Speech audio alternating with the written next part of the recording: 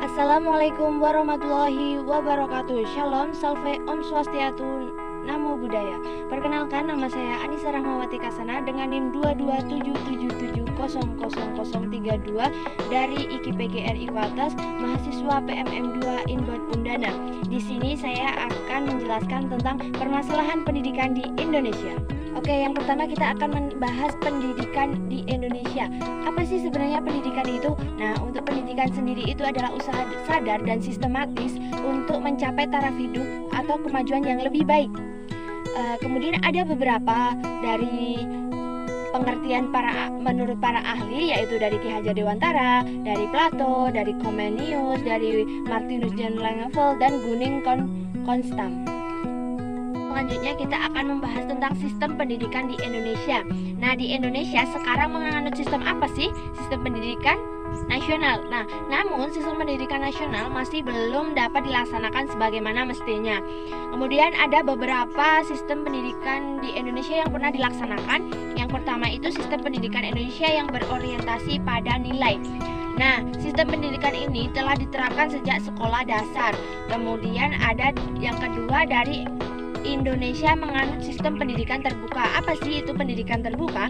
Menurut sistem pendidikan ini, peserta didik dituntut untuk dapat bersaing dengan teman, berpikir kreatif dan inovatif.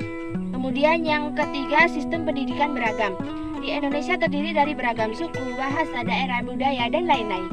Kemudian yang keempat, ada sistem pendidikan yang efisien dalam pengelolaan waktu.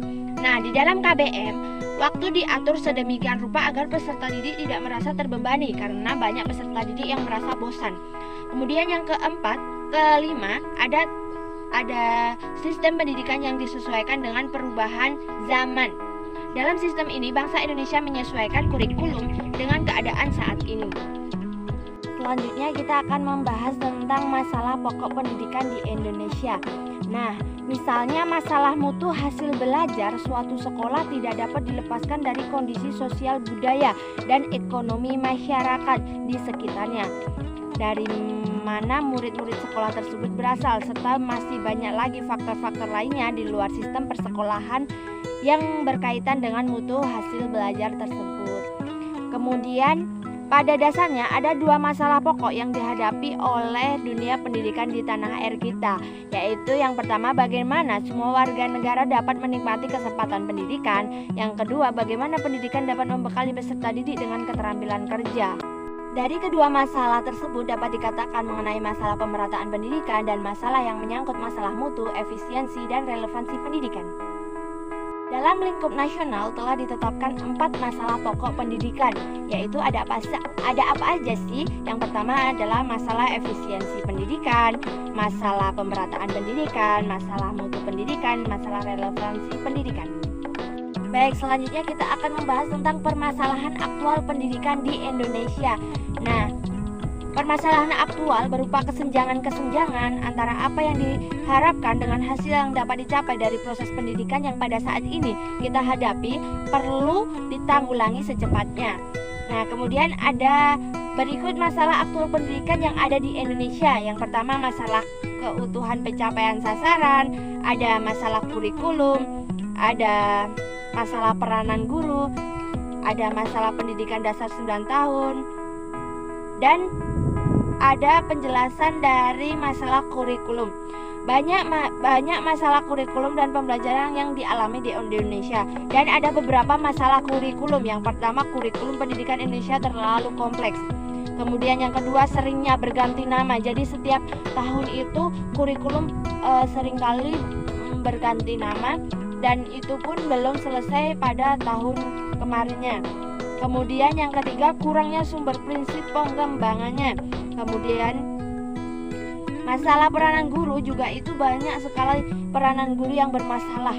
Kemudian masalah pendidikan dasar 9 tahun juga itu memiliki hambatan-hambatan seperti realisasi pendidikan dasar, titik temunya dengan PP nomor 65 tahun 1951. Kemudian dari pendidikan dasar karena PP tersebut belum dicabut, kemudian kurikulum yang belum siap dan sebagainya.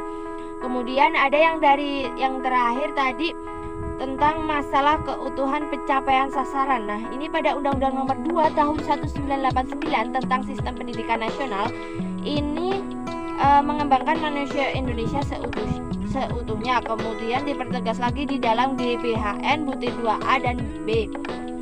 Kemudian ada hambatan yang harus dihadapi, ada beban kurikulum sudah terlalu sesat, pendidikan efektif sulit diprogramkan secara eksplisit, kemudian pencapaian hasil pendidikan efektif memakan waktu, dan yang terakhir penilaian pendidikan efektif tidak mudah. Baik, kita selanjutnya akan membahas tentang solusi permasalahan pendidikan di Indonesia. Jadi dari tadi kita sudah membahas tentang permasalahan-permasalahan yang ada di Indonesia ini, tentang masalah pendidikan yang sangat-sangat banyak. Kemudian di sini kita akan mencari solusinya. Yang pertama adalah solusi masalah pokok pendidikan di Indonesia itu ada dua, yaitu solusi masalah pemerataan pendidikan. Tadi sudah dibahas, hal dasar yang sangat dibutuhkan dalam upaya pemerataan pendidikan Indonesia adalah dana serta birokrasi yang jelas dan mudah. Kemudian yang kedua ada solusi masalah mutu pendidikan. Meskipun untuk tiap-tiap jenis dan jenjang pendidikan masing-masing memiliki kekhususan, namun pada dasarnya pemecahan masalah mutu pendidikan berdasarkan pada perbaikan kualitas komponen pendidikan serta mobilitas komponen-komponen tersebut. Oke, selanjutnya tadi kan sudah membahas tentang solusi masalah pokok pendidikan di Indonesia. Nah, tidak hanya itu, tetapi solusinya ada solusi masalah aktual pendidikan di Indonesia. Itu ada beberapa, antara lain pendidikan efektif perlu ditingkatkan. Yang kedua, pelaksanaan KO dan ekstrakurikuler dikerjakan dengan penuh kesungguhan. Yang ketiga, pemilihan siswa atas kelompok yang akan melanjutkan belajar ke perguruan. Dan keempat, pendidikan tenaga kependidikan.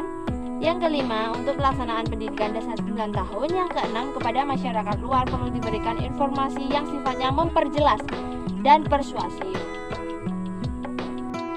Baik, sekian penjelasan dari saya. Bila ada salah kata mohon dimaafkan. Wabillahi taufiq wal hidayah. Wassalamualaikum warahmatullahi wabarakatuh. Salam Om Swastiastu, Namo Buddhaya, Salve.